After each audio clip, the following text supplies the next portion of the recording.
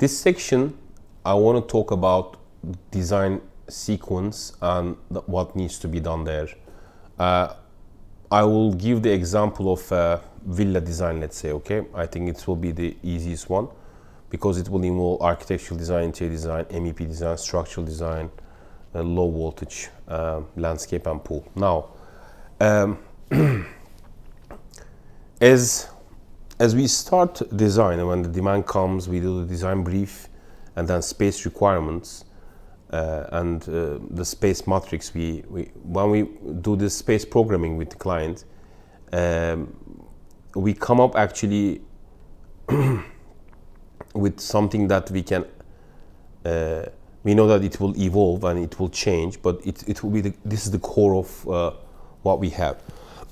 So the core starts with architectural space planning, honestly. If you have the architectural space requirements and the program, then the rest becomes the massing and the probably massing the architectural space program in the context that you want, with the relation, the outside, etc.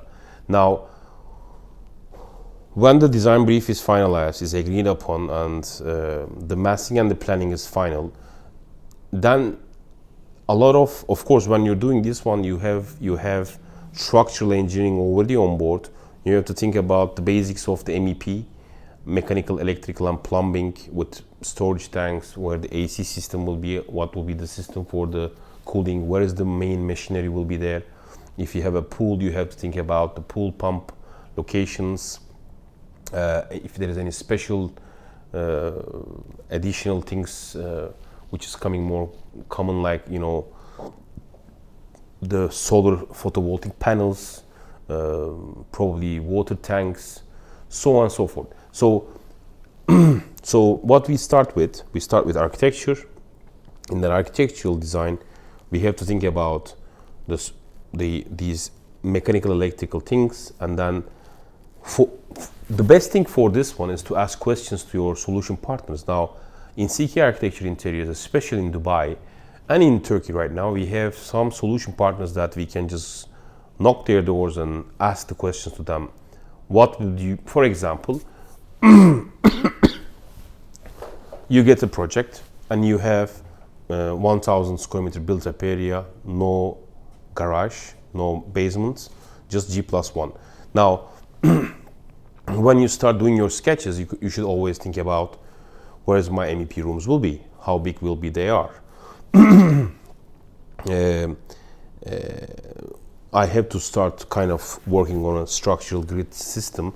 I need to select my structural system so that I can actually start using the grid there, so that I can, you cannot finalize everything in one shot obviously, but you can kind of plan for it in the beginning, at least put the possibilities might be there, because if you just be so stiff in the beginning, then you will not be able to change later on. So you should go, you should just kind of funnel it, So as a priority, structure supersedes, but with structure then comes MEP, and sometimes interior design. So that's why the involvement of the disciplines, interior design, lighting design, landscape design is quite important, even sometimes acoustic design. But I think this also could be kind of developed in the later stage, in schematic design, or you call it design development stage, with other disciplines also. But if I have to put in a sequence, I would probably go city planning, putting aside, architectural, structural, MEP in different levels. It will come, obviously, interior design, low voltage, probably pool design and landscape all together. You have to, the earlier they get, I'm sorry, there's one thing I missed out. It's very, of course, important, and I think is going to be even more important now, is the green building. Is there any problem? Yeah, memory card is getting full. No problem, we're finishing now. So this is basically, you need to involve the green building. So the last part that I mentioned was the sequence of design disciplines when you design the after basically the main information comes with architecture, and architectural information feeds the other disciplines, and the other disciplines feeds the architecture back, and they kind of collaborate, and then they become something working better in terms of this three dimensions we mentioned in architectural overall design: the durability and function, and structure, function, and the aesthetics, which are the kind of reduced three dimensions that covers most of the things that as we know it in the book sense. Now, from a more practical perspective, I want to explain the same things, how they are implemented in construction as far as I know, and I think the staff of CK Architecture Interiors should know that for sure.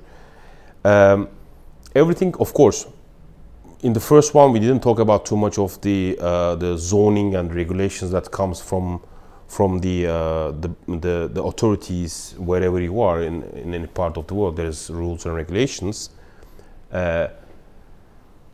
We are considering that they have been applied in design. So once we have the construction drawings on site and necessary resources, the sequence goes like this. I'm going to start with a basement villa this time. So we do a mobilization. We bring our men, equipment, material. We start first with an excavation. Of course, I'm talking in an ideal world where we have the equipment, health and safety, all those kinds of things has been already kind of agreed upon and implemented in a professional way. We do excavation. Now, for the excavation, you need to make sure that there is no water table that is higher than your lowest excavation level. If there is, then you have to have shoring and dewatering you have to do. If you have that problem, in any case, I would suggest you to use a concrete waterproofing system where you crystallize the concrete with a special chemical.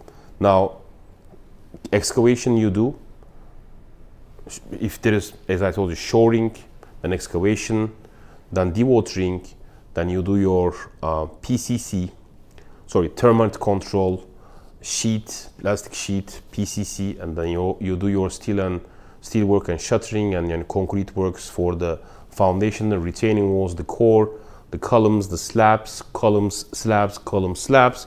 You finish your core, whether it is steel or concrete, it's more or less the same thing. With different methodologies you can do.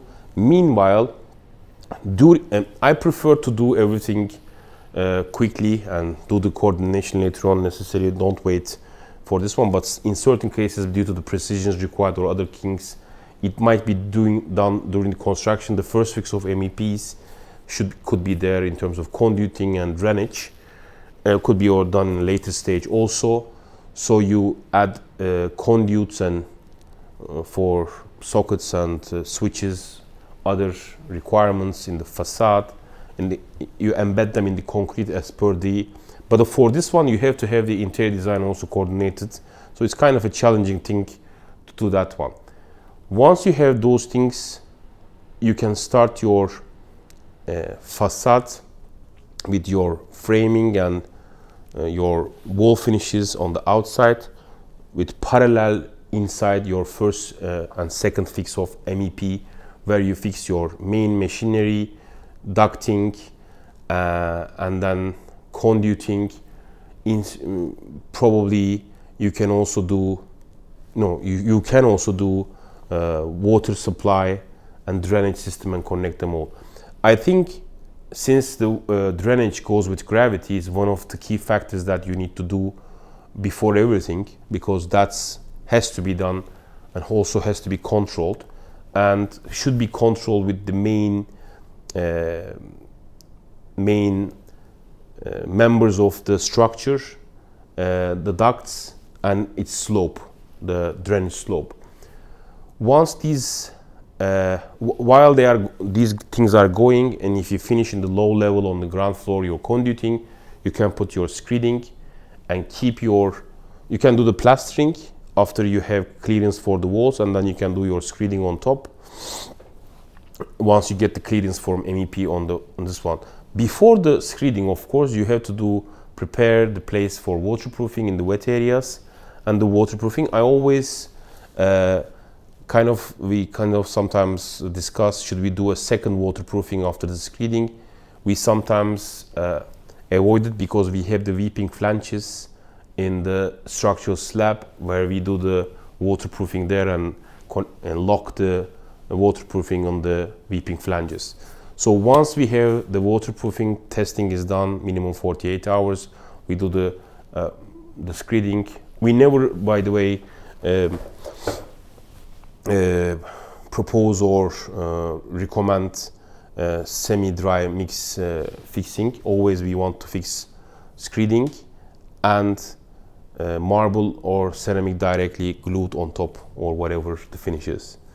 So once that's there, the correct thing for internal finishes is finishing the flooring first, then the walls, then you close the ceiling. Of course, this kind of may jeopardize the sequence of many other works, because if you close the ceiling at this stage, how you're going to be doing the dirty work of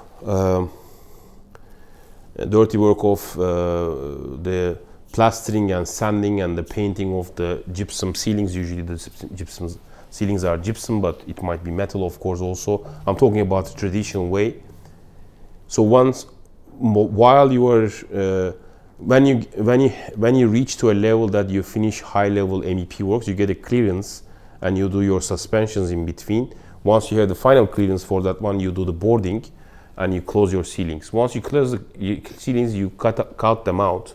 Meanwhile, your walls are almost ready, your floors are almost ready to receive the final finishes. Once you do the final finishes on the sequence that I just tell you, whether you can also close the ceiling and then do your walls. First floor and then close ceiling, and then you can do your walls. And then later on you can go for your fixed furniture like doors, kitchens and wardrobes after everything is cleaned up. But joinery should be the latest thing. Meanwhile, you can do the final coat of painting, and the wallpaper work should be the last thing that you will do. And after the first coat paint, I suggest you do the final fix of all lighting and AC works, and then after you finish all of them, you'll do a final coat to clean out everything. And after that one, probably you are ready to do the test and commissioning for the mechanical electric works. It could be done actually right before the second final painting, because there might be some problems here and there. In each stage that I mentioned you have to go for a WIR and make sure that your subcontractor or the company in charge raise a third-party work inspection request to control all this process.